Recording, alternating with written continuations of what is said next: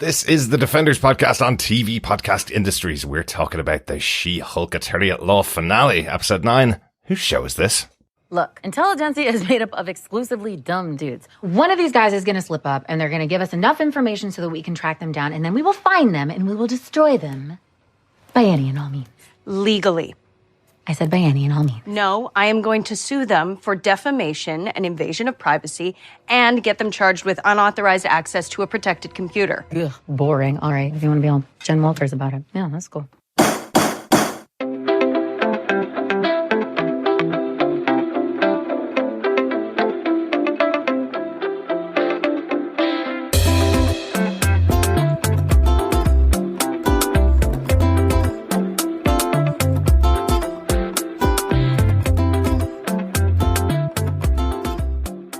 Welcome back, fellow Defenders, to the TV Podcast Industries chat about the She-Hulk Attorney at Law finale, episode 9. Whose show is this? It's not just my show. I'm one of your hosts, Derek. Hello there, fellow Defenders. Yes, I am the difficult but delicious diva of podcasting himself, John. That's such a great description. It really actually is. And it's quite apt for John as well. Yep. Difficult, but delicious. And I am Chris. I am the antagonist in my own protagonist film. Excellent. Great to have everybody back with us for this very interesting finale for the season of She-Hulk. I'm really excited to hear what everybody thinks about this one. We got lots of feedback in. This is going to be, I think, an interesting chat about the finale, but it will be spoiler filled. So if you haven't watched the finale and have kept yourself away from all spoilers, make sure you go and watch the episode before you listen to the rest of our chat. But we do want you to subscribe to the podcast. If you haven't done so yet, you can subscribe to it over on tvpodcastindustries.com, which gives you access to every single show that we do, all of the shows that we're covering at the moment, including She-Hulk Pennyworth, season 3 on HBO Max, and also Lord of the Rings, The Rings of Power, our other big finale, which we're hurtling towards this week as well. Yes. So lots and lots of stuff to listen to. We also want to hear your thoughts, so make sure you email us your feedback to feedback@tvpodcastindustries.com. And that's also the place where you can email your answers to the She-Hulk Attorney at Law bar exam, where you may be able to get your hands on some She-Hulk goodies. We have our final question for the bar exam coming up later in this episode. Yes. But gentlemen, should we, with all that fun and games, jump straight into our episode details? Yes, we will. The executive producers for this show are Kevin. The head writer for the show is Jessica Gao. The episode is directed by Coiro, and this episode is written by showrunner Jessica Gao. Excellent stuff. John, do you want to tell us what they gave us, if you can, in one simple synopsis for this episode of She-Hulk, episode 9? Whose show is this? And I want it in 5 syllables or less. Sure. And we're done. That was an amazing summary. After the events at the gala, Jenn Walter finds herself in custody with the Dept of Damage Control, but is soon released after a plea bargain by Mallory Book, which means Jenn must wear an inhibitor to prevent her from transforming into She-Hulk. With all the attention, Jenn loses her job at GLK&H and can't find work, forcing her to move out of her apartment and back in with her parents, where she plans to get justice against those responsible for invading her private life. However, with the torture of living at home, she decides to go to Emil Blonsky's retreat to seek advice after failing to gather any meaningful information on intelligentsia and the hulking. Nikki is more successful. After using an embarrassing college video given to her by Jen's mother on the intelligentsia forums, she receives an invite from the hulking to join a private gathering. She asks Pug along to infiltrate the event, which also takes place at Blonsky's retreat, and learns that Todd Phelps is the Hulk King. Jenn arrives at the retreat and stumbles upon the gathering. Blonsky is also present in his abomination form, acting as a motivational speaker, though oblivious to intelligentsia's true goals. Walters confronts Todd, who injects himself with a substance containing her blood, turning himself into a Hulk. A fight ensues as Titania and Banner also smash in unexpectedly. Confused by what is happening in the scene, Walters smashes the fourth wall and confronts the writers of the show. After not getting anything from the writers, she heads for answers from Kevin Feige. Forcing her way in, she meets Kevin, knowledge-enhanced visual interconnectivity nexus, an artificial intelligence claiming to be in charge of all Marvel Cinematic Universe storyline decisions. Jenn persuades Kevin to rewrite the climax of the episode so that she can get her ending. She isn't saved by Hulk, Emil is held accountable, and Todd gets his day in court to answer for his crimes. Kevin reluctantly agrees. Upon returning to the show, Jenn finds that Todd and Emil are arrested. She returns home to celebrate with her family and Matt Murdock when cousin Bruce returns from Sakaar with his son, Scar. Sometime later, having regained her job, She-Hulk attends her court case against Todd and vows to continue her work as both a lawyer and a superhero.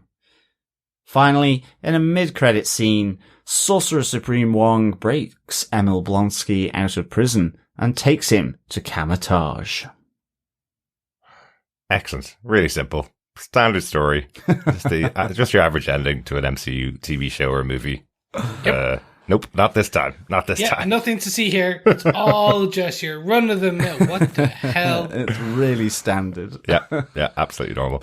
We are going to talk about the episode as we usually do by talking about our top 3 case points for the episode. So, order. Let's talk about case note number 1. I really just want to talk about that opening sequence of this episode, our little throwback to the Bill Bixby, Lou Ferrigno original Incredible Hulk TV show opening. Perfectly set up here with Tatiana Maslany in the position that we saw Bill Bixby in for those many, many years, if you're as old as me. Me. And you, John. Yes. Although not as old as you. Yes, I'm still older. And I'll be a year older next week. So yes, once again, age catching up and making me more and more old as the days go by. But this does remind me. Pretty sure that's how time works. I'm just going to put that out there. Absolutely. But this is such a memory of my childhood. I could recite the words that were in the opening, along with the narrator, which I thought was really, really good. I like the tiny little tweaks that we had in here. You know, we had Jenn Walter's Esquire instead of David Bruce Banner, which was the original, character's title in Incredible Hulk. I like that in that show he was being chased down by a reporter. Here she's being harassed by internet trolls as part of the title. Her big moment of saying you wouldn't like me when I'm angry isn't to the reporter following her. It's to Bruce Banner, who's in wonderful 70s garb just like herself. Really good. I really like this. And I also loved that we had the position of Lou Ferrigno, who played Incredible Hulk in the original show, being played by a She-Hulk stand-in in a big wig, painted perfectly green as well, just like he was on the show. So, fantastic way to open the show. I'm really hoping, I'm not entirely sure that the She-Hulk stand-in is the on-reference She-Hulk actress that's there. That'd be cool. Doing all the sort of reference points for the CGI and so on. Because some great photographs of Tatiana Maslany and her stand-in to the show together, because she's so much taller. I think that's really nice of them to do that, I think. Cool. I love this whole opening credits. Yeah, trip down memory lane for me as well. Yeah, love the 70s computer. Just with the trolling. I thought that was cool. Really, it reminded me of, well, it wasn't quite like that, my first computer, but certainly, I think it was a Commodore VIC-20, so it wasn't far off in terms of the graphics on screen, but loved that. And also just, it's when she grows angry or outraged, which I thought was a nice little twist as well. Yep, very good. On kind of that original intro. Yeah. I also loved the fact that there was the other fourth wall break where she's at a really low ebb and the narrator comes in as well. And she just says, no, we're not having that. I just thought that was a nice really little touch as well, just to bring back the narrator from this opening sequence. Absolutely. And the opening sequence does work quite well because of how the last episode ended. She did lose control and is now in prison in this episode. So this being the intro really feels like what you could have done with the show if she lost control and turned into the Hulk, just like Bruce Banner used to, or David Banner, as he used to be called, used to lose control. So, liked it. How about yourself, Chris? What do you think of this opening I enjoyed it. It was a fun opening. It was a fun callback, and a lot of people, if weren't aware of the original versions, they will be now, and you'll see a few people jump back and enjoy it. It's definitely a product of its time, but like, because I remember watching it as a kid too. Yeah. I mean, the reruns. I'm just putting that out there. I'm so much younger. No. It was fun. It was good. I remember like the Thor and the Captain America kind of collabs. I think you can. I'm not sure if this is all on Disney Plus, but they probably might put them up there. Completely forgot. We saw this garb. We saw a couple of these scenes in the trailers, in the promo material, way back, and I had completely forgotten about it. Yep.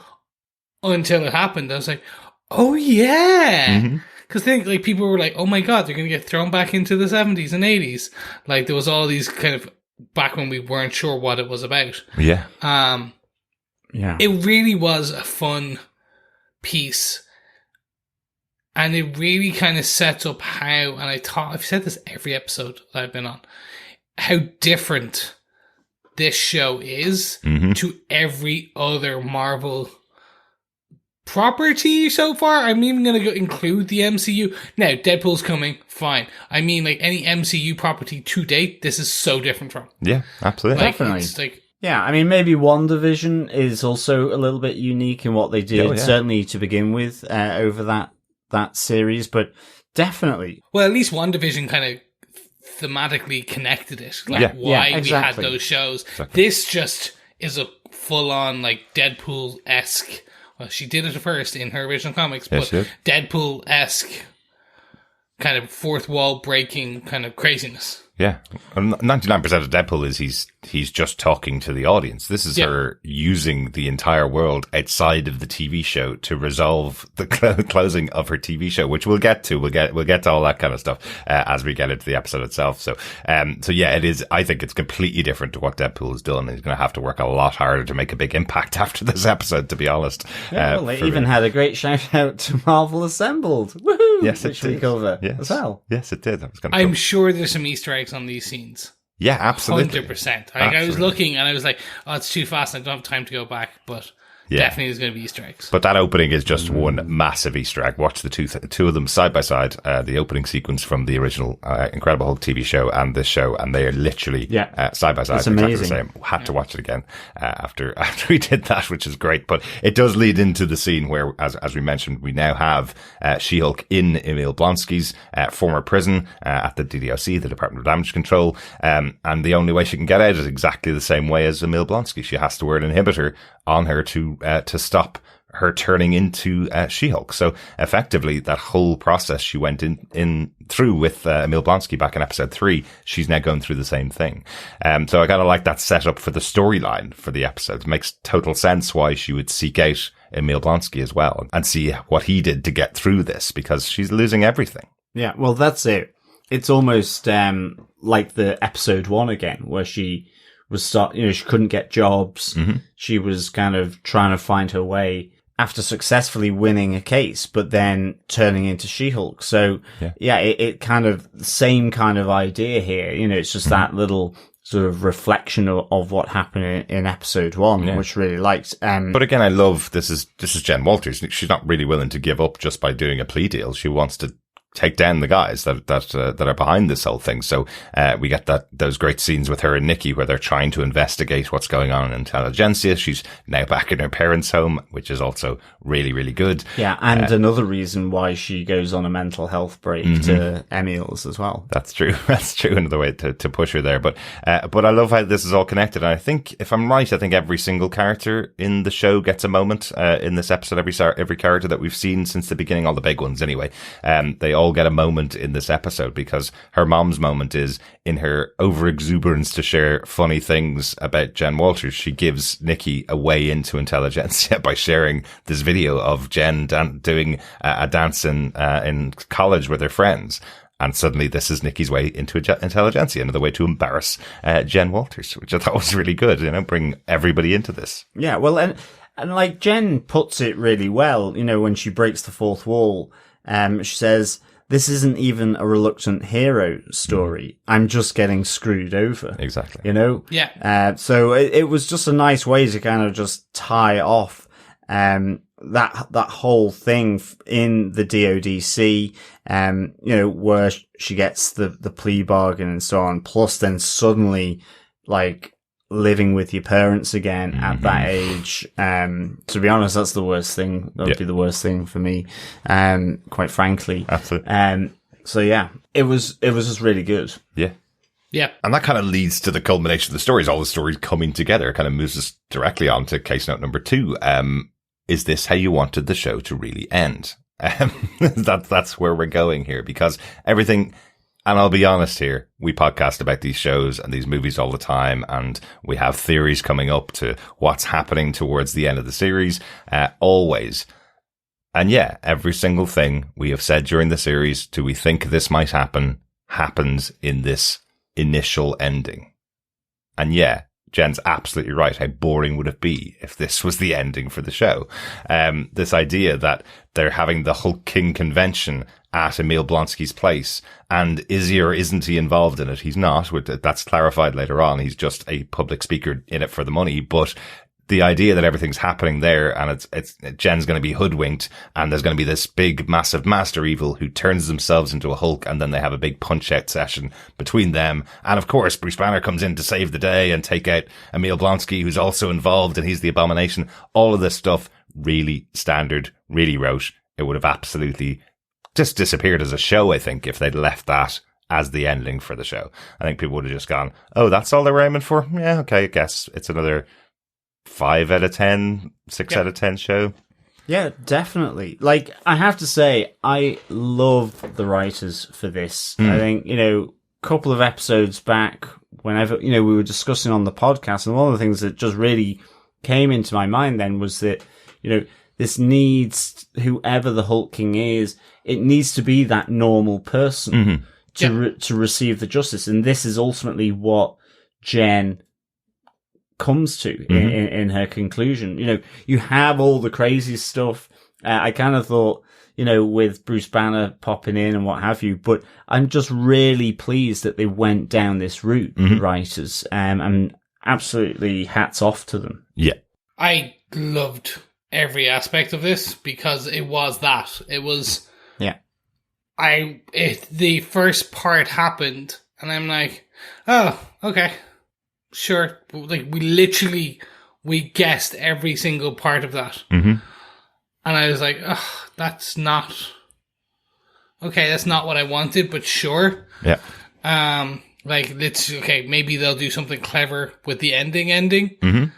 And to see her stop it. Yeah. That's where I went, oh, now they go completely left of field. I thought they were just going to go well, actually, Jake, I thought they were just going to go left of field. They went left of field, like 4 blocks left, 4 blocks right, and just kept going until they hit the next state. Yeah. They went into the solar system with their left. They went into a different reality. Absolutely. They went into the real world. Yeah. They just kept going and going and going and going. Now, we'll get to that later in our next case note. But, like, for me, this was interesting to see, where you have such an understanding on, A, your audience, and B, what is or isn't wanted by people who watch these shows. Yeah. And, like, then also just going, do you know what? Because they could have left it at that. Yeah. Like you said, it would have been like, all right, yeah, 5 out of 10.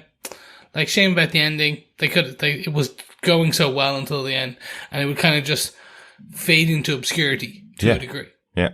Because let's talk about, I suppose, that those conclusions of the storyline. So we have Todd being the leader of this group. We have him thinking that everybody's on his side. He's the one that's set up intelligentsia. He is Hulk King. That all makes total sense from what we've seen throughout the series. That's the kind of guy he is.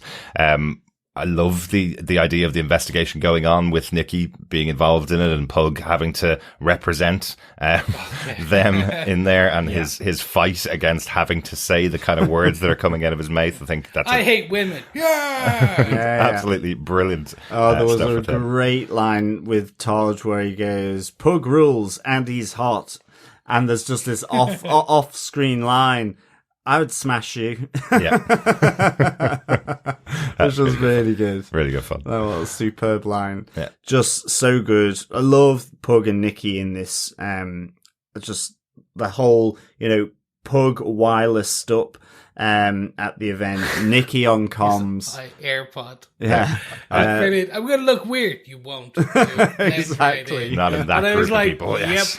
Yep. When you're going into a group of incel-based men like that, yes, you'll 100% blend in. Yeah, absolutely. Especially if you only have one in one ear. Without a doubt. I also love the resolution, as I say, to the story of Emil Blonsky that, yes, he does occasionally speak as Abomination, but he really has no connection to this. He's just speaking absolute useless tropes to everybody in the room to inspire them so they can get a paycheck out of it, which I really like. I like that they closed that story off, and also that we have Wrecker in here from earlier on in the season, who he questioned whether he had been reformed, and yes, he is. He's the kind of guy that'll just give a hug to Jenn because she needs it, and lend a sympathetic ear, make her a cup of tea, calm her down, make up a spare room for her. So that is the end of the retreat story. It is working for these guys. They are reformed and they have a place to relax and take a mental health break. Yeah. And they really like now chicken blood in their coffee. Okay, Saracen might not be fully redeemed just yet. No, exactly. But absolutely, I kind of like just the idea as well. Jenn, when she walks into the lodge, is like, she's just disappointed by Emil Blonsky because she vouched for him and he gave her his word that he wouldn't turn into Abomination. Yeah. And I kind of just liked the simplicity of what Jenn and her feelings were to that. Because, he wasn't the maliciously as the Hulk King or, involved in it. It was this motivational chat. And neither were, like you say, the guy from Wrecking Crew, but also Manbull, El Aguila, Saracen, and Porcupine. They're not involved here. They're at the retreat for the right and real reasons, So just like the whole vibe of that, really, as well. Again, Saracen still pushing his agenda from off screen, giving blood in people's drinks, though, as Chris said. I like that, that little touch. He's still pretending he's a vampire. Or is he? You never know. Yep, with this show, you really don't. And just a final touch I liked about this version of the ending, because it happens so often in Marvel shows. We even mentioned it in this show in She-Hulk. When Bruce returns to Earth, he sees Abomination holding Jenn above his head, but we know Abomination's keeping her away from this new Hulkified version of Todd, but instantly misunderstanding, and Bruce has to go and start punching on Abomination as the bad guy, because that's what he sees when he walks into the room. It's such a standard thing of all superhero movies, not just Marvel, but it's just a standard thing, but I like that they included it here in this scene. Yeah. So the break point itself, I was just watching it the second time there, and the break point itself is basically Todd is facing off against Jenn. Pug and Nikki run into the room and reveal he's the Hulk King leader of Intelligentsia. He's the one that set it all up. That's the point where there's the break, and from that point onwards, that's the story that Jenn has the problem with. And to go on to our case note number 3, and this is where Jenn smashes the fourth wall. Truly. And sometimes Matt Murdock as well. That's true. But we have effectively Jenn going through the motions with this story, asking the audience whether they actually want to see this, and then it cuts to the Disney Plus screen as the viewer of the show has just skipped out of She-Hulk, not tired of this ending, not happy with what they're seeing on screen. And then we have a little word in the background from Jenn saying she's going to break off her inhibitor, turns herself into She-Hulk, breaks out and looks at the Disney Plus viewing screen. How cool is that? Like, what an interesting idea that they've done for this. I was really impressed with this actual fourth wall break, more so than just talking to the camera. I love, if you tie it all the way back to what they said in the first episode when we saw the fourth wall breaks and even the trailer, the makers of the show were saying, this will all make sense by the end of the season. It's not that it makes sense, it's that this is an integral part of the character just as much as her superpowers are, and they'll make sure you know by the end of the season there's no other character in the MCU that could do what she does here. Because I did wonder what she does, because that's the interesting thing. It's like she's almost... I really want to see her in a non-She-Hulk TV show or film in the future, because I was going, wait, does she have like reality warping powers now? No. Like, she doesn't. But I'm like, okay, I really just want to see you now play with these other characters in their world. That would be cool. What she does is she breaks out of the She-Hulk TV show. She sees one of the other shows, Marvel Assembled, a documentary show that they make, which we talk about here, as John mentioned earlier on, breaks into that, and then she's at the studios effectively. So that gives her way into going and finding the She-Hulk writers, which I thought was really good. What a cool idea. I love that she's kind of cycling through, will I enter, Wakanda and go into the Black Panther movie, go into Miss Marvel or Captain Marvel? No, actually, I'll go into the documentary and find my way to the writers' room here. Very cool. Yeah. Yeah, no, this was great. I mean, I have to say, I'm not going to lie. When it first happened, I was like, okay, where is this going? Yeah. What's kind of happening, to be honest? Derek, did you press the back button on the remote control? No, I could tell it wasn't our Disney Plus interface. It kind of looked worse, actually. But anyway, I think they must have done some touch-ups since they used that. But I kind of, I was like, what is happening here? Where is this going? Even when she got to the writer's room, and then, when she says, I'm going to go and see Kevin, I was like, is he really going to be in this? I was just like I was so wishing that was going to happen, because I was like, I really want to see that. Yeah. I really hope they used his voice for the AI. I don't think that it No, I don't think so either, but that would be a nice little touch as well. And I think this episode is just really crammed with lovely little touches. Absolutely. And all of this stuff is, again, continuing that kind of trolling of the idea of we know exactly what's going to happen in this show because we've been around for the last 20 years and we've seen all the things that happened in the universe and all the things that happened in all those movies and all the TV shows. So we know exactly where this is going.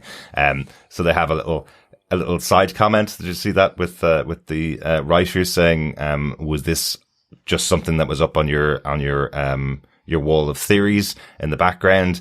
Well, Kevin wants it to end like this. So Kevin is the god above everything that we do. We just have to get it to whatever ending he wants to see on our shows. We can do whatever we want between start and finish, basically. But Kevin tells us and approves the ending, and he knows exactly how it will work.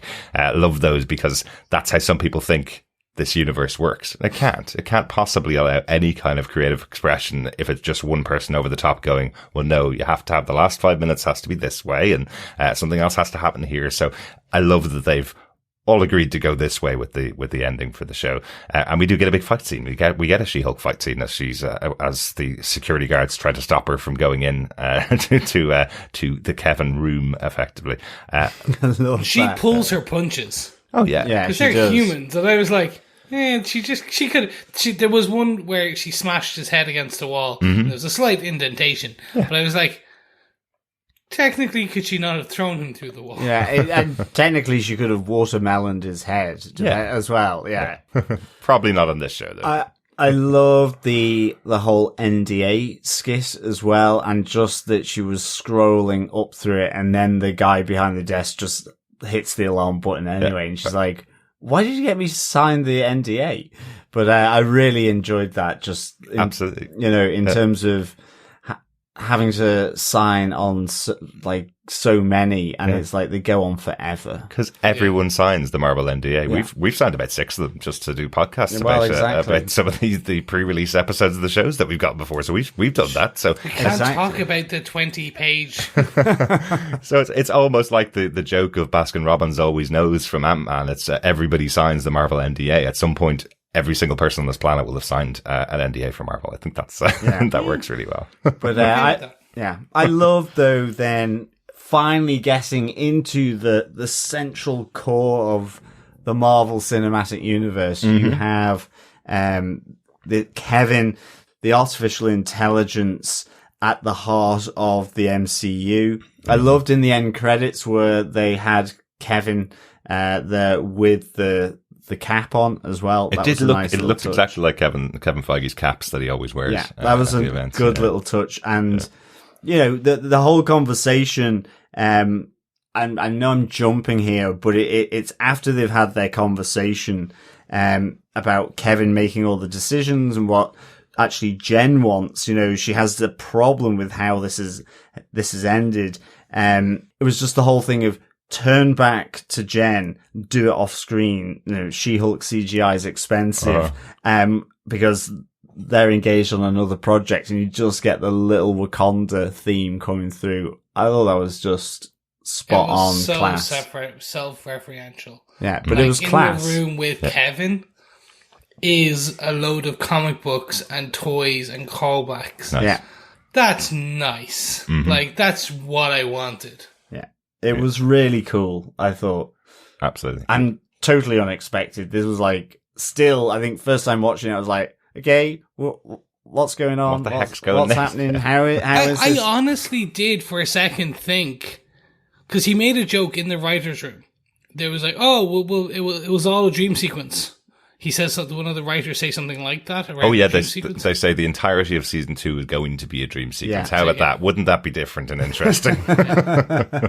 Because I did think they were going to do something weird like that, like just get it to the end, and then at the end she's been in a kind of, this is what happens when that personality is kind of goes into the background and a Hulk personality takes over, that they're in this little world of their own. And I was like, oh, that would have been cool. So for this whole time, she's just been on a rampage, and then she comes down.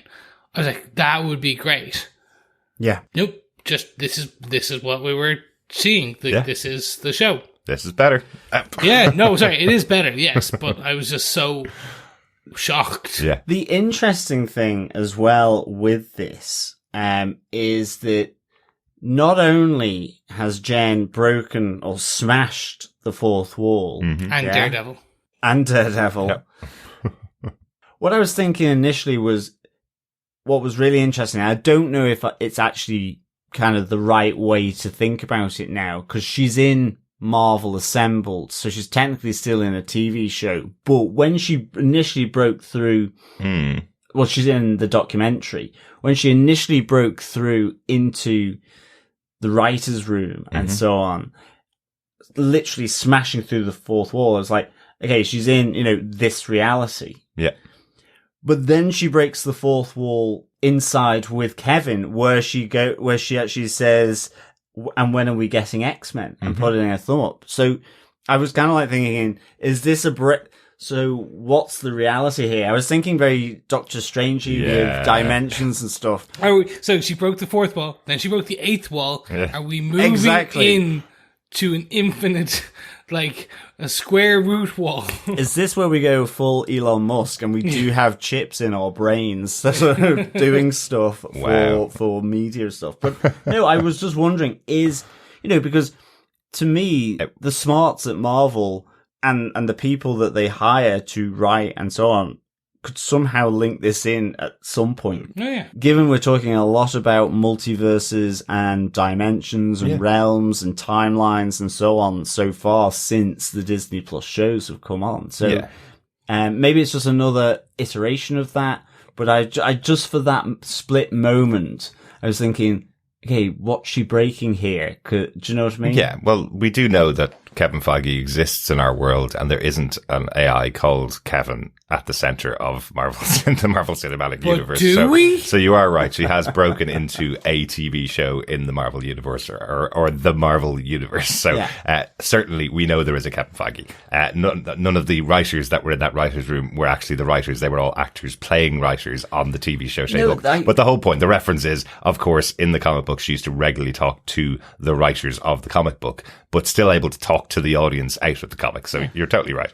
This is a way of referencing that and doing a really interesting job of twisting our perceptions. I love that she calls out that comment and criticism that's been coming out, even though I think every single movie this phase of Marvel and every TV show has ended differently. She's calling out that everybody expects you to end off with the big battle where there's a big punch up between the major character and its opposite. And Kevin goes, "Who says that? Why did they say that? That's not what happens."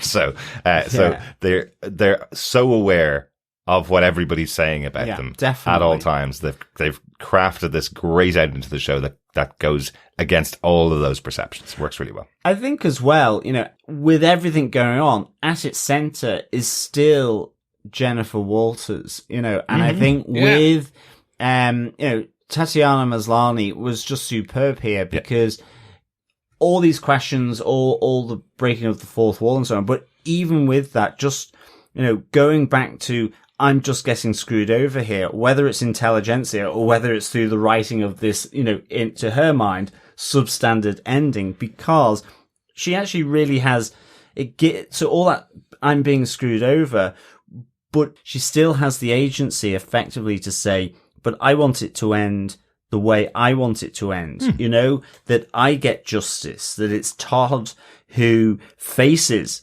the stuff that he's done, and receives judgment on that. That there is no Bruce Banner coming in, a man saving the day of a helpless woman, or that, and again, Emil Blonsky, just to hold himself accountable. For the fact that, he said one thing and was just, he was playing with the system, So I just really enjoyed that. As well as, can you throw Matt Murdock back into the picture? Because a woman has needs. A woman has needs. And even, why can't you just do it in the daylight? Because why does it have to be nighttime and dark and brooding? This can just happen sort of midday. Exactly. So it gives her agency, because she's been screwed over a lot in this series, and this is her power moment as well, as much as the She-Hulk. So I really enjoyed that. Absolutely. I really just agree on this. For me, it was just unique. When you bring it all together, it was this whole season, this whole episode, I was not expecting, I'll use what they expect. I'll give a tired old Chris saying, they zigged when I thought they would zag. They very much kind of stopped the presses. They knew what they were so self-referential. They kind of went, do you know what? Let's address the phase 5 issues that we're seeing and hearing in the kind of wild. We are listening. We are Marvel. We understand what you think. And they did it so well. They did it by hey, this is not what you're expecting. So here's something so unexpected, but well written, well directed. Jokes were perfectly timed for the moments that they were supposed to be doing. Yeah. And it still moved the MCU forward. Those are all the things that we want. We want a well-written, we want some good fight scenes, we want, the characters' kind of growth or movement and things like that. We get all of these things in this ending. Just not the way you expect it. Exactly. And as you say, John, it all makes sense for Jen's character as well. This is the ending that you would hope, that she gets to take out the bad guys and bring them to court. She's a lawyer. That's exactly how the show should be ending. Makes total sense. But the only bit I think they probably skipped from that moment where it's announced that Todd is the Hulk King, from that moment to where he's standing outside, and the only thing they skipped from the story is probably Jen as She-Hulk grabbing him and dragging him outside to the police. That's probably the only thing, because that's the end of it. Once she's found out that they are the whole group behind Intelligentsia, and we have Emil Blonsky going, "Ooh, hang on a second, I'm really embarrassed about you catching me like this." There's nothing else that you would need to have, no other scenes that you need to have. That's the end of the show, basically. So it works really well. But I do love that we wrap it up in, I guess, pretty traditional sitcom, or Fast and the Furious actually does this every time. They wrap it up with the whole family sitting around having a barbecue. It's all about family. It is. Bringing in the new boyfriend to meet the family, who's getting terrible questions from the family as to how quickly he's going to move out to LA. Does he have enough money to support kids moving out here? They've gone on one date. Hell's Kitchen is a horrible place, where he was brought up and lived. Even I love it where Matt Murdock goes, I need some co-counsel here. Absolutely. Yeah. Really good. Really good. And we do get the one thing that Kevin really wanted to stick into this show. We hear he wanted to set up something in the future. And as you say, Chris, we are setting up the MCU for the future. We do hear Kevin say, but we have to have Bruce return because this is where we're going to reveal. And they reveal him. They have the reveal of the son of Hulk, Scar. From Sakaar. Yeah. Yeah. Great stuff. Okay, so we're gonna get Planet Hulk and World War Hulk as storylines? Maybe. So, I think the way the MCU have dealt with Planet Hulk is kind of what they did in Thor Ragnarok, with Hulk being Battle Hulk there. So they'll probably be able to do the flashbacks as to who Scar is and how he came about, I guess. They're not going to do too much of that, I presume. There's definitely a lot of CGI budget in Hulk having sex, I'd say. So that's pretty much what happened. Hulk smash, yes. Yes. The fact that they're setting this up is going to be amazing. It's a nice one. I'm interested to see where, there's been rumors that they're setting up World War Hulk for the longest of times. Mm-hmm. I really hope so. And if they are, for any of our listeners who aren't sure what the hell I'm talking about, World War Hulk was a Marvel Comics wide arc. It wasn't just a Hulk storyline. It took over all aspects. Every comic had a tie-in and was essentially, without giving away too much, Hulk has to take over Earth to a degree because reasons. Okay. He goes on a spree of domination on Earth. Yes. Revenge and domination. He needs to avenge something or someone and does it against the planet Earth. Yeah. And it was, it moved so brilliant. Much of the actual, and the Marvel Comics forward on a lot of aspects, and certain things happened and have never been. It's one of my favorite Hulk stories, and it's one of my favorite, as you say, kind of Marvel event stories as well. Good. I mean, for me, it completely batters Civil War. I liked Civil War, but one or two. The original Civil War. That's fair. Mm-hmm. That's valid and fair. Yeah. Yeah. Although the original Civil War is my favorite comic book, I totally get why World War Hulk is a great book. It's really, really good, but there's a really weird behind the scenes reason as to why they could never do that. Because while Marvel has the rights to the Hulk in movies, weirdly, because the original Incredible Hulk was made under a different studio with Paramount, I think, major support. If they make a full-on Hulk movie, they still have to pay until some point in the future, they have to pay money to Paramount for that movie. So they've only been able to use Hulk as a supporting player in those 3 big movies that he's done. So it's a really weird thing that they haven't been able to get across. But I think they're close anyway. I'm sure they'll be able to get past it. Yeah. Anyway, and their experience, say with Sony with Spider-Man, you never know how that would play into the old the game. Mm-hmm. You know, and the coffers. It's called. Dump truck of money backing up. Well, exactly. So I want to make sure the story's right that they're going to tell. But it's an interesting one. I suppose, had it played out in a different way, had it played out in the way you were expecting it to play out, you may have gotten a couple more minutes of Sakaar maybe, or a couple more minutes of Scar, son of Hulk, on screen, and a bit more of explanation as to who he is or why he's there. Whereas here it is just literally, they're introducing it as almost being shoehorned in. And it's a joke. It comes across as a joke of, well, let me just introduce to my son, right? go to end credits without any detail as to who this person is. So all the speculation that we have here could be completely different. This could be a father-son comedy and season 2 of She-Hulk, which is just Hulk and Scar, and Hulk introducing Scar to the Earth. That's all it could be. Yeah. You know. Oh my God! But or if you do season 2, it's it's literally the sitcom of the auntie, the father and the son living in a house. It would be the House of Hulks. A hulking house. A fuller house. A fuller Hulk? No. I'm coming up with some good ideas here. That would be awesome to move it onto a different type of sitcom. Yeah. Absolutely. And we could have DJ Incredible Hulk in there as well, because he has his Hulk fame too. So we have a full old family of Hulk second season. We've got it written. Excellent. Yeah, call us, perfect. Kevin. Call us. Any notes about the episode that we need to talk about, guys? Very quickly, Emil Blonsky is whipped out of prison Yeah. by Wong to Kamatage. Yes. Which is cool.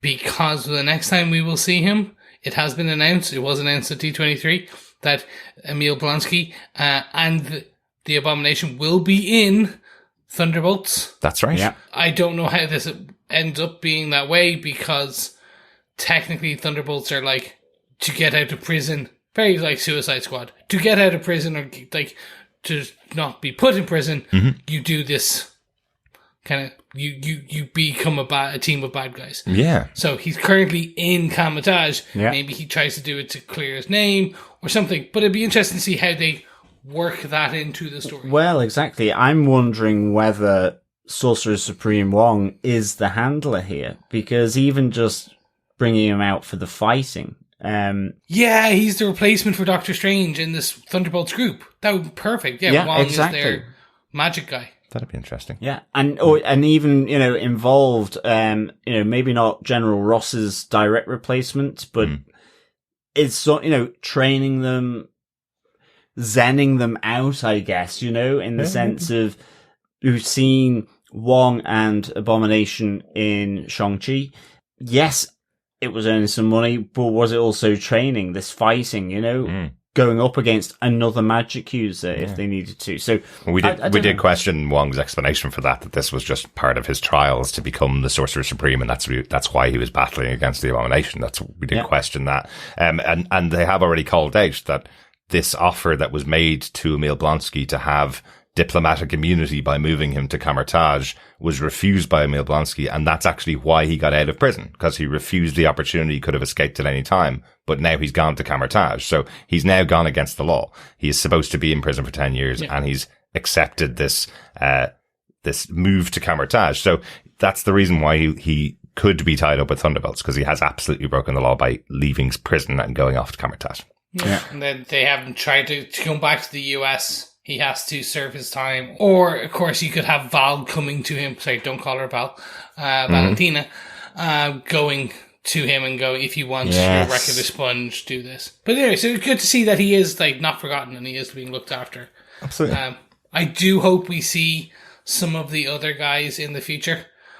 In some other properties, like a proper reformed Wrecking Crew, for example, or like Mamble, Porcupine, like Porcupine in the next Spider-Man, just as a joke. It could be fun. It could be fun. You never know where they're going to turn up now. Again, you could have the whole world of She-Hulk spilling over into another TV show in the future, just for fun, as she breaks the fourth wall. Leapfrog as well would be great. Leapfrog, absolutely love to see Leapfrog back. That'd be cool. I know there were there's loads and loads of Easter eggs throughout this episode. We mentioned the mention of the X-Men. That was a pretty clear one, but I did like in the kind of bro down amongst the intelligentsia. They're talking about, oh my God, and did you hear there's a lady Thor now as well? Not just a She-Hulk, there's a lady Thor, of course, referencing the most recent Thor movie. So, Love and Thunder. So, again, of course, we all remember it. As that was released, as the information started coming out about Natalie Portman going to be a Thor in the Thor movie, that's exactly what was happening on the internet. All these bros going, my God, can they not just have a proper Thor like the Thor I remember from when I was a kid, even though I'm only 15? Yeah. But it's not because she's a woman. No, it's not because she's a woman, of course. No, of course not. No. And of course, I think we should also give Kevin his full name of Knowledge Enhanced Visual Interconnectivity Nexus. Love it. Very good. Yeah. Love a good acronym, me. Absolutely. And it looks like it's exactly out of the mind of what some people think is happening in Marvel Studios. As you mentioned, Chris, all the cabinets that are around are filled with comic books and collectibles and stuff like that. It looks like they're being fed into the MCU machine to just churn out whatever movie they want to churn out.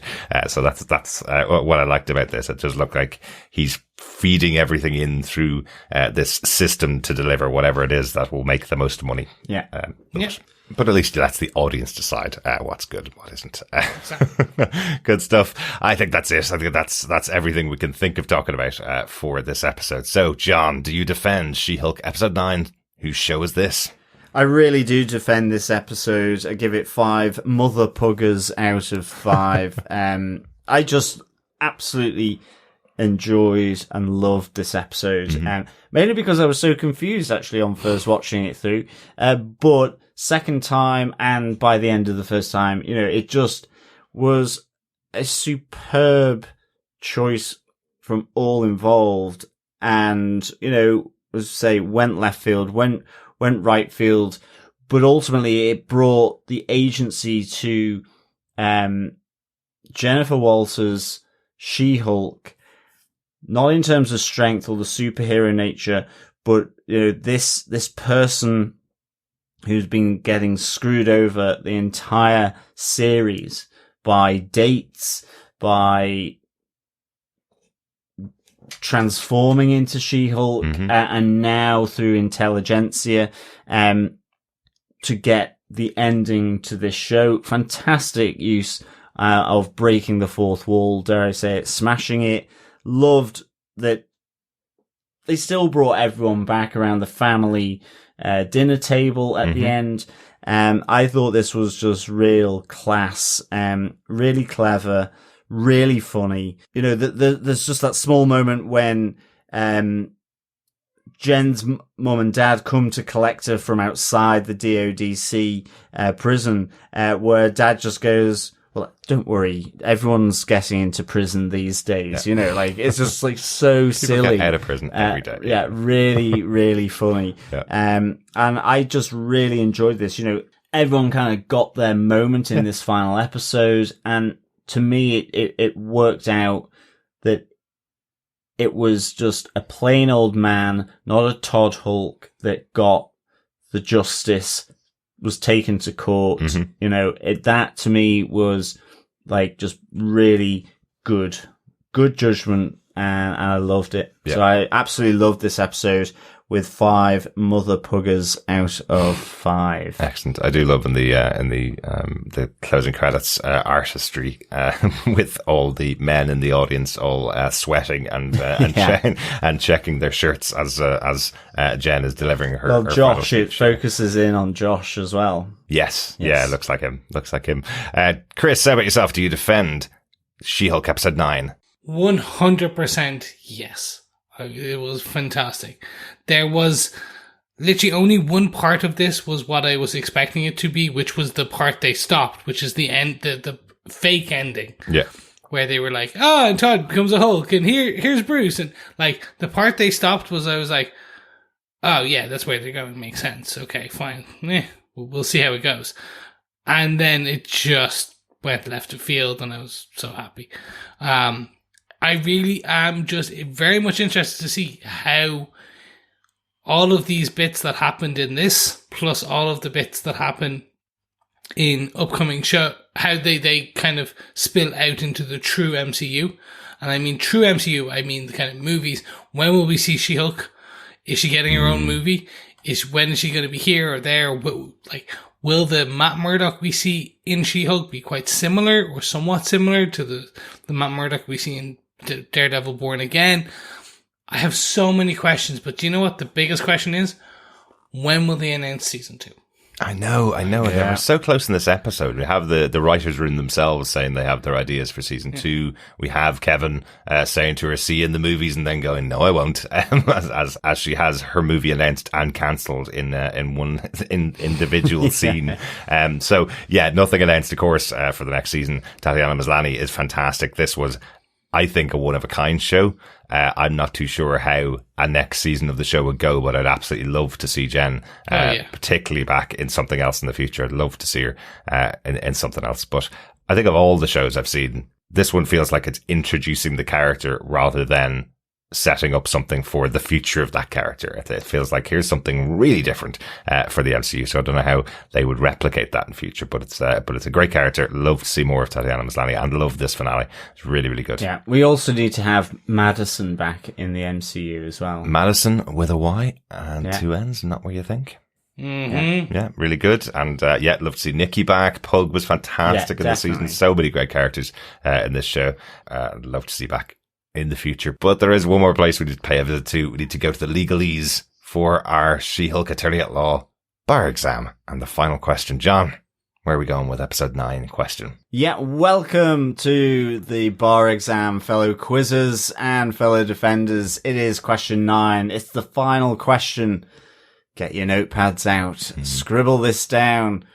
What 2 inspirational female lawyers are on the wall in Jenn's childhood bedroom? Did you catch those? Mm-hmm. Yeah, Yes. Good one. John, do you want to get the question one more time? What 2 inspirational female lawyers are on the wall in Jenn's childhood bedroom?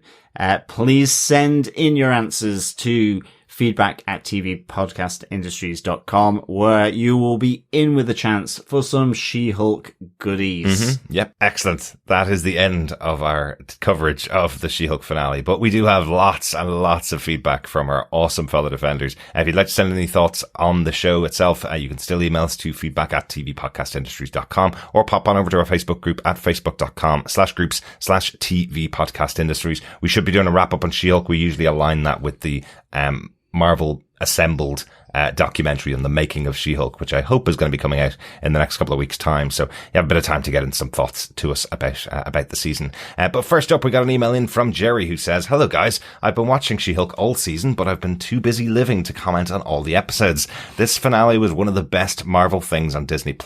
Werewolf by Night currently is the top of the list.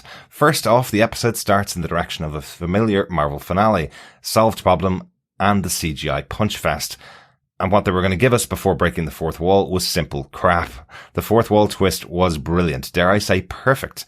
Kevin Feige as an AI robot. Jennifer asking the fanboy questions about the X-Men. Delightful. Jennifer's control of her narrative was excellent. Hope they announce the season 2. One final thing. The retro Incredible Hulk opening was so good. Something right out of the comics. Your Marvel Universe bailiff, Jerry in Niceville." Thanks so much, Jerry. Yeah, thanks, Jerry. Totally with you on your thoughts and feedback. Loved that opening as well. Reminiscing back to the old days, the really old days. Absolutely. And yes, we will hopefully be covering Werewolf by Night at the end of the month as our Halloween Marvel special when it should have been released. Ooh, spooky. Yes. We also got an email in from John Daniel who says, "A real moment here first. I've been cancelled online before. It legitimately pushed me to call the suicide prevention hotline. After lots of therapy and damage control, things are way better now. I'm saying all this because that first montage of Jenn losing literally everything hit me very hard. Onto the show itself, the original Hulk TV series nod was brilliant. Like I said already, the clips of her decline are both deadly accurate and hilarious, especially her dad and the garden hose. I'm also not gonna lie, for more than a hot second, I thought Nikki was Hulk King. I had to recalibrate what was happening, but that was brilliant on her part. I really enjoyed watching Pug struggle to be gross at the Hulk King gathering. Also, my heart broke when Todd announced Abomination as the special guest speaker and we realised where they were. I laughed out loud when Jenn exclaimed, "This can't possibly be where this season is going," because I was thinking the exact same thing. And then the ultimate fourth wall break. I was stunned. They shattered everything, and Jenn's inside baseball cracks were amazing. The sitcom Backyard Barbecue was delightful, and I have no idea who Scar is. The post-credit sequence was briefly spoiled by Wong's mention in the special guest star. I wonder if they did that on purpose. I just want more She-Hulk. What a terrific season. What's next? John from Chicago. Excellent stuff. Thank you so much, John. Thanks for sharing your real moment as well. And, how that's played into watching this final episode as well. Could not agree with you more on just everything that happened in this episode. And the backyard barbecue with the family, everyone around it. It was just a real great sitcom ending for sure. Absolutely. Yeah. Thank you so much, Sean. We also got an email from Coffee and Vodka. Greetings, fellow meta-served defenders. 4th, 5th, and all the walls were knocked down here. Loved every second of it. Looks like Todd was neither a red herring nor the Red Hulk, although he was a leader of sorts. Turns out the real man behind the curtain wasn't a man at all, but an AI wrapped in an algorithm named Kevin. The elements of Hulk blood and the appearance of the actual leader were expunged, replacing them with the major zig of critiquing the MCU mythology and freeing her show from it. Her personal growth taking centre stage, interrupting and cancelling the regularly scheduled final episode major fight scene is sure to inspire a real hulking dark website. But trolls are gonna troll. Yep. So far, my two favourite season closers have been Loki and now She-Hulk, both of which strayed away from the mushing action figures together without actual cause for ratings. Saying this, I'll die on a hill defending Kevin and the mighty MCU algorithm. All hail the Feige, amen. But it's nice to see something different now and again, and you have to love the dialogue. See you on the big screen. Really? No, whatever, Kevin. Second season or not, She-Hulk has been a great romp. 5 all-knowing AIs, scarred family reunions, and placed mats out of 5. Peace and take care, coffee and vodka. P.S. It's good to know Kamatage will finally have some decent security. Where did this series place with you? Within the top 5 for me for rewatchability. Excellent stuff, Coffee and Vodka. Love that. Really, really impressed. I like your scarred family reunions. Very impressive. And placed mats out of 5. We didn't even talk about Matt Murdock's arrival as Daredevil from the sky as he drops in to say, great. I'm here. I'm here to help, basically. Really good. Really good stuff. With a superhero landing, kinda. They Kinda. half did it. He Yeah. bent one knee, and I was like, are they good? Oh. They'll never do it again, Chris. They've called it out. That's the way they're going to go. It's really interesting, isn't it? Where would you place this show within the MCU for TV shows? Like, it's definitely high. I really, really enjoyed this season. I thought it was doing something different with every episode, and something I've really enjoyed within every episode. But what I've loved overall about the shows on Disney Plus is they've all done something different in their own way, and it's kind of a pick and choose. It's kind of a pick and mix. If this works for you, then it may be right up there as your favorite show of the season. WandaVision and this were definitely very high up there, but I'm a big fan of the Captain America story, so Falcon and Winter Soldier is probably going to be a lot higher for me than for a lot of the other viewers. Moon Knight, big fan of Moon Knight, so I thought that was a great show too. So I'm not too sure whether I could give my ranking of the 7 TV shows that are up there. Really? Yeah, I don't generally rank, to be honest, and that just allows me wiggle room. I'm more, being very honest, I have yet to rewatch any of them majorly. Like the films I have, but the actual shows I haven't. I'm never a big rewatcher. Wow. Aside from when we record, we watch it a couple of times. And I think that's probably why, because I've seen it. They're all also very fresh. Like, I think when we get to the stage where Iron Man 1 and Captain America 1, we're so as far away as we are now from it when they released. When we look back and look at WandaVision in 10 years' time, I'll watch that again. And go, oh yeah, do you remember that show, WandaVision? Oh my god, that was so much fun. Let's jump back and have a re-review. Yeah. It's interesting because like we've certainly rewatched original Daredevil, and it's getting up to that. I think. So I mean, for me, I hadn't really thought about it. So the question is a little bit of an ambush, Coffee and Vodka. But I definitely think it would be in my top 5 as well. Actually, in terms of exact placement, I don't know. Yeah, but I would agree. It's in that top 5 for me, for sure. And on the rewatchability thing, I think we're probably going to be watching What If season 1 again before season 2 comes out. We're probably going to be watching Loki season 1 again before Loki comes out. And I do think I've dipped into Moon Knight a few times to watch a few episodes of that again. Yeah, I think Moon Knight is up there for me at the moment as my top one. Yeah. I think I almost scored the entire series 5 out of 5s, all the way through. Right, yeah. Absolutely love that. That's kind of in my wheelhouse. Exactly. WandaVision definitely up there, and I think this as well. Again, it's slightly different or a slightly different angle. Yep. I really, really enjoy it. I do think this was executed really well, though. Yeah. Whereas I think Falcon and the Winter Soldier, absolutely loved it. But compared to the company it keeps with what's been released on Disney Plus so far, I've not necessarily got a fondness for it.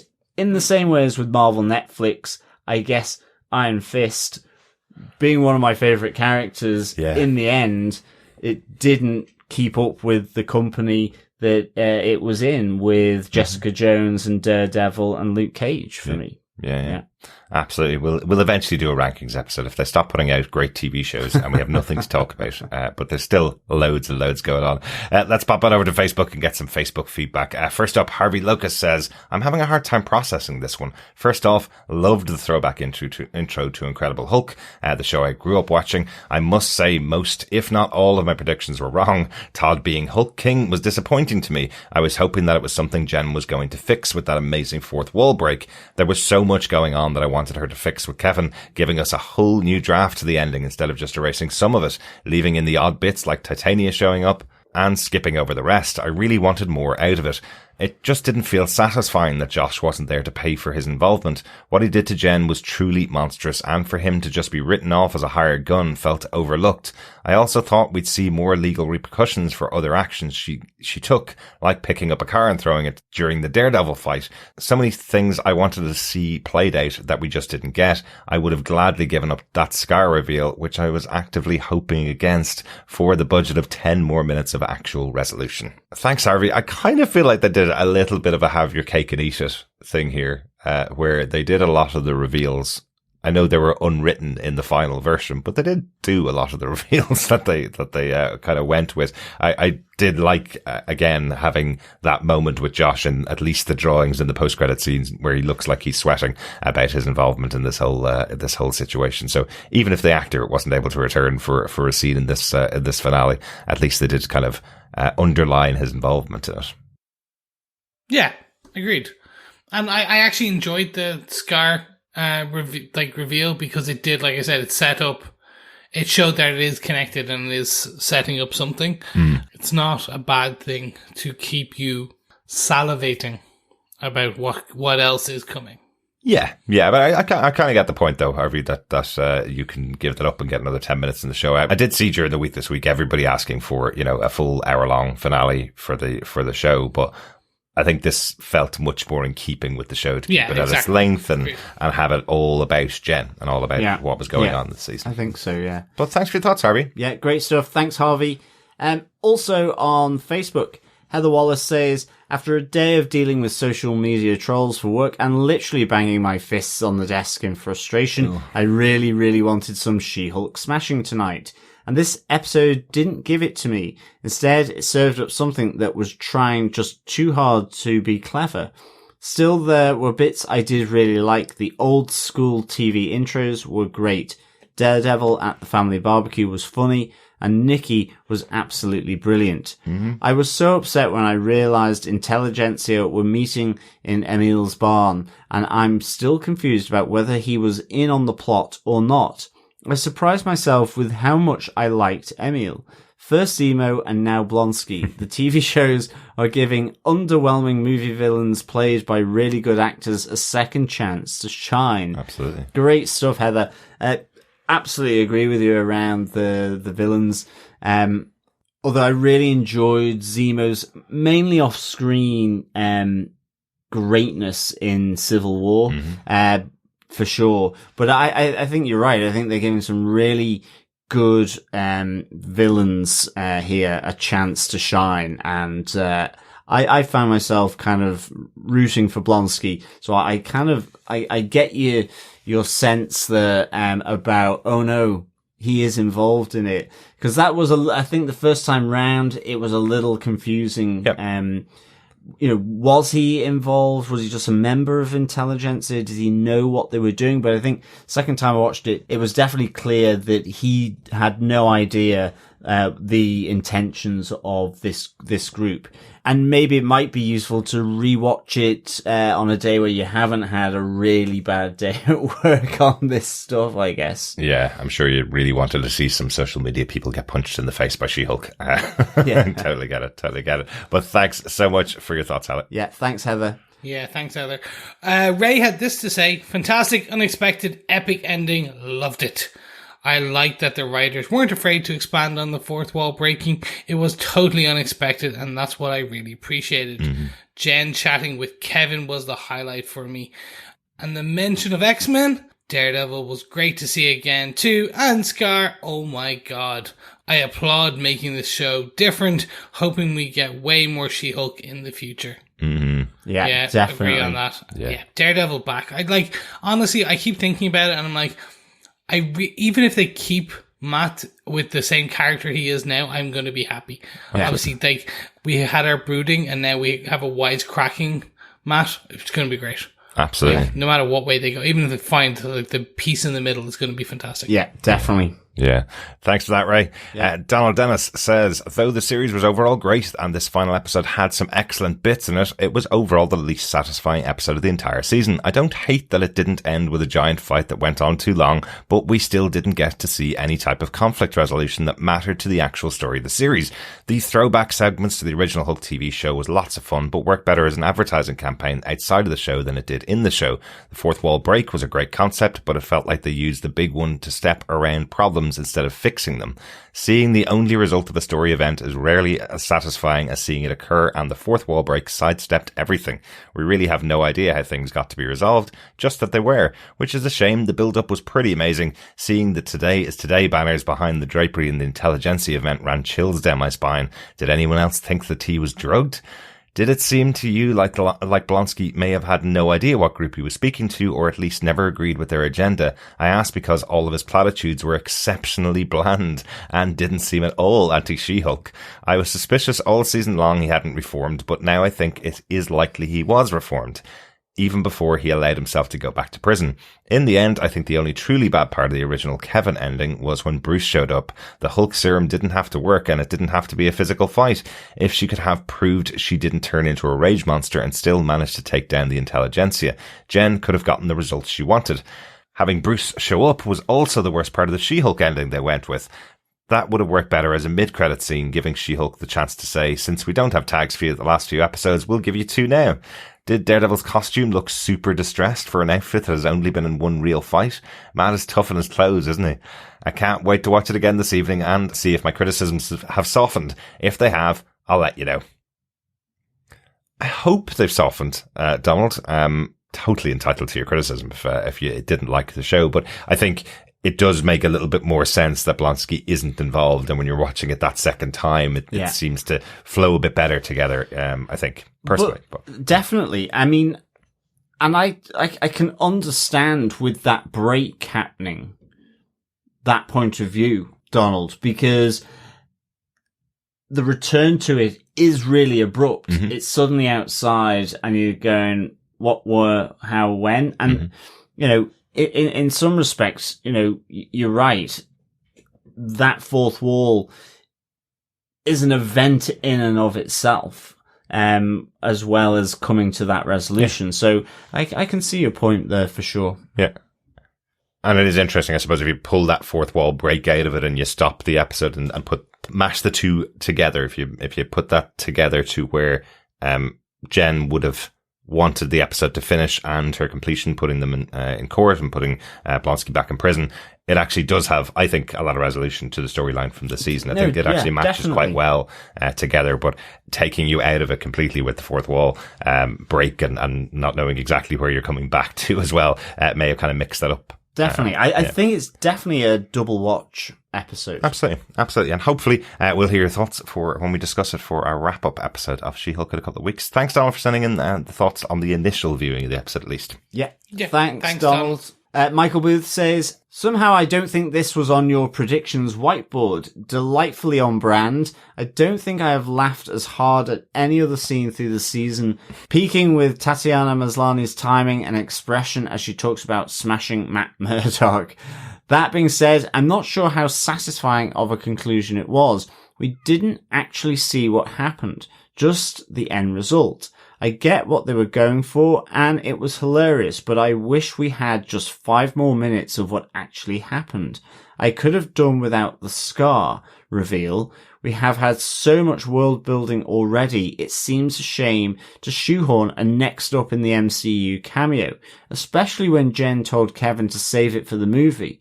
Additional Daredevil cameos are always welcome though. Fingers crossed Jenn visits Hell's Kitchen in Born Again. Michael, that would be fantastic if we get to see her fly across to the East Coast for Born Again for sure. Yeah, I think it's interesting with the conclusion. I think for me, the conclusion is just more about the fact we have had this woman in Jennifer Walters who has gone through so much, but has been absolutely screwed over. And I think for me, it's her in this world making the choice of how she wants a woman to be treated in terms of what is important. And that is simply justice is served through the courts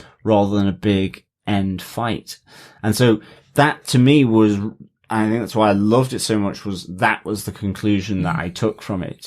But like with Donald's feedback before, the first time I watched it, there was a jarring just because you're kind of, where is this going? And then all of a sudden it's Emil and Todd are being handcuffed and taken away. So I can understand that point of being unsatisfying, you know, for sure. As I say, I do think it's a double watch.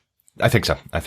But thanks so much for your thoughts, Michael. Finally, we've got a bit of feedback from Dr. Bob Phillips, who says, I cannot express just how much this episode succeeded for me. The layers of meta in the story were beautiful, utterly delightful in bringing all the critiques of the MCU, the fan theories and the wit of Jenn together. Highlights for me, the amazing 70s TV opening, so many wonderful memories from the past and weekend telly, the menu interruption and parkour across the tiles, the Kevin, the failing to deal with women's needs, and the final scene on the steps. We need more. Excellent. Thanks, Dr. Bob, for your thoughts on the episode as well. I really like that moment on the steps because we had the proper acceptance of She-Hulk. We heard Jenn say to Kevin earlier on that, you know, I was just about to get that moment where I was about to balance the lives of She-Hulk and Jenn together, and on the end, being interviewed on the steps, she finally says, if you attack, harm or harass any innocents, I'll be there to stop you, whether it be as She-Hulk or as Jenn Walters, attorney at law. Really good final moment to kind of state the intention of where she's going to be going in the future, hopefully. Yeah. Excellent stuff. Thank you so much to everybody who's been sending in your feedback throughout the season to us on She-Hulk. That's the end of the She-Hulk podcast, but we will be back with our final wrap-up and the results of our She-Hulk Attorney at Law bar exam. We will also be in the Marvel Universe for our Halloween special when we'll be discussing Werewolf by Night starring Gail Garcia Bernal and Laura Donnelly in a couple of weeks' time. Yeah, looking forward to that. Myself and John have watched it. Chris hasn't watched it just yet, but intrigued to hear his thoughts as well when we get to that. Thanks so much for joining us. Talk to you again next time. Yes, thank you so much, and we will speak to you again next time. If you like what you heard, don't forget to head on over to patreon.com/TV Podcast Industries, where you can support us for any amount on an ongoing monthly kind of place, or go to buymeacoffee.com/TVPI, where you can support us with a one-off donation. And thank you so much to everybody that supports us through there, but you can also support us by sharing the podcast, because sharing the podcast is... It is, of course, sharing the love. Excellent. And, of course, thanks so much for the feedback again, fellow defenders. And if you're in need of moving from one universe to another, of course, we do have our finale of the Rings of Power, where we will be in Middle-earth as well. God, that's been fantastic. I cannot wait to see how that wraps up. Yeah, absolutely. Amazing. But remember, as always, fellow defenders, keep watching, keep listening, and keep defending. Bye. Bye.